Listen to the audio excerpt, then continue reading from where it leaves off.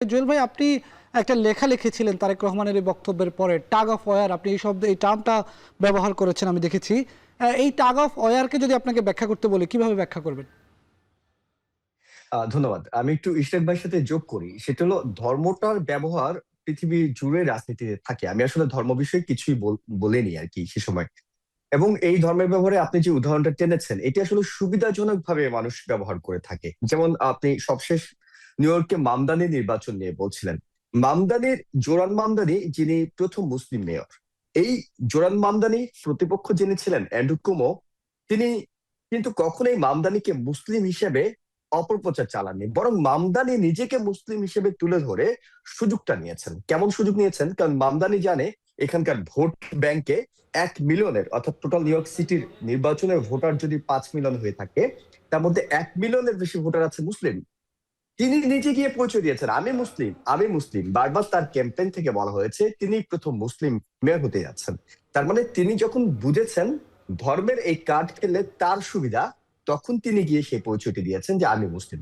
হ্যাঁ, নিঃসন্দেহে এখানকার, শুধু আমেরিকা নয়, 3টি উপমহাদেশ নিয়ে যে রিসার্চ হয়েছে সেখানে বলা হচ্ছে সবচেয়ে বড় অস্ত্র, অর্থাৎ ইকোনমি, অন্যান্য বৈশ্বিক হিসাব নিকেশ, সবচেয়ে বড় অস্ত্র হলো ধর্ম। তাই বাংলাদেশের রাজনীতিতে ধর্মের বিষয়টা আসবেই, এটা খুব স্বাভাবিক।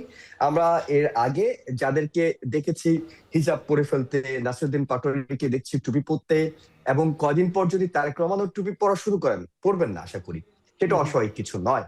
কারণ এই ধর্মের ব্যবহারটা বাংলাদেশের রাজনীতি, পৃথিবীর বিভিন্ন দেশের রাজনীতিতে যে যখন সুবিধাটা পায় তিনি সেই সুবিধাটা নিয়ে থাকেন, এবং এটা 1 নম্বর প্রভাবক হিসেবে কাজ করে।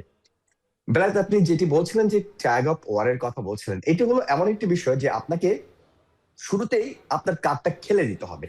মানে ফ্যামিলি কার্ড, কৃষক কার্ড নয়, রাজনৈতিক কার্ডটা আপনাকে খেলে দিতে হবে।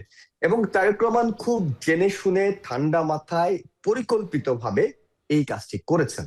এই কাজটি করেছেন এই কারণে বলছি, তিনি সিলেট দিয়ে তার নির্বাচনী জনসভা শুরু করেছেন প্রচারণা। তিনি কিন্তু ওই একটি জনসভায় বলেননি। প্রথম দিন তিনি 7টি জনসভা করেছেন। এই 7টি জনসভায় তিনি প্রত্যেকটি জায়গায় ধর্মের বিষয়ে, অর্থাৎ জামায়াতের বিষয়ে যে 3টি অভিযোগ তিনি তুলেছেন জামাত ইসলামী জান্নাতের টিকিট বিক্রি করছে।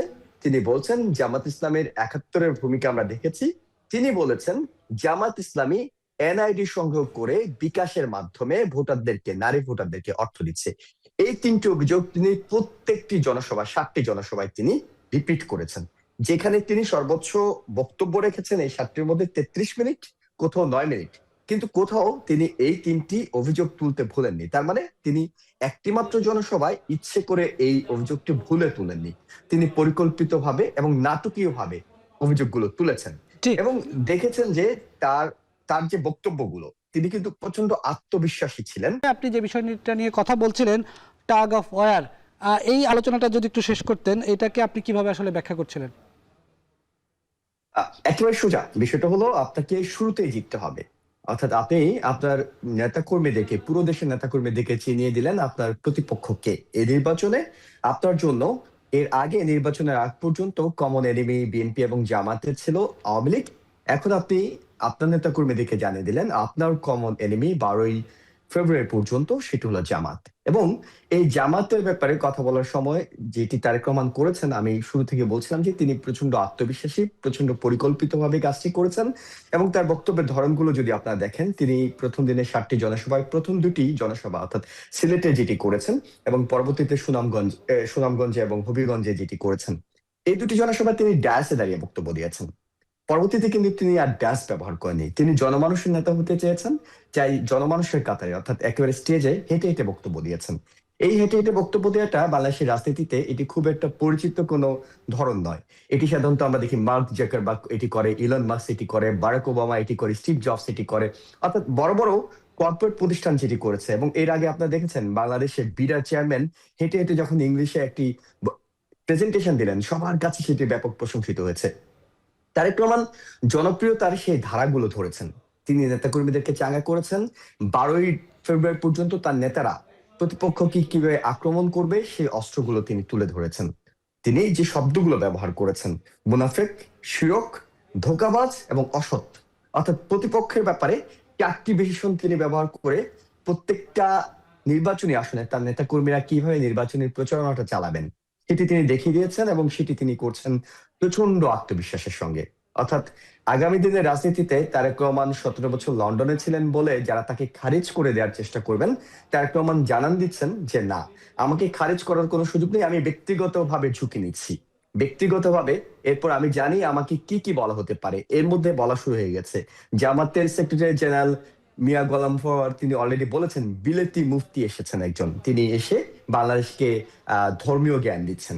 এবং পরবর্তীতে এই 1/11-এর সময় 2001 থেকে 2006 বিএনপি যখন সরকার ছিলেন, তখন তারেক রহমানকে যেসব শব্দগুলো বলে সমালোচনা করা হতো, তারেক রহমান এখন সেই শব্দগুলো আবারও তার গায়ের উপর নেয়ার ঝুঁকিটা নিয়েছেন। অর্থাৎ তাকে সেই শব্দগুলো বলে আবারও, অর্থাৎ যেটি জামাতের আমির প্রথম দিন নির্বাচনী জনসভায় কিছুটা ইঙ্গিত দিয়েছেন, চাঁদাবাজি, নব্য ফেসিবাদ, ফেসিবাদের জামা পরে কেউ যদি আসে তাকে জনগণ গ্রহণ করবে না, এগুলো আসলে বিএনপিকে উদ্দেশ্য করে বলা। কেউই আসলে রাজনৈতিক সৌজন্যতার জায়গা থেকে কেউই ভাসুরের নামটি মুখে নেননি, তারা অন্য রাজনৈতিক দলের নামটি মুখে নেননি, কিন্তু জনগণের কাছে পরিষ্কার কে কাকে আক্রমণটা করছে।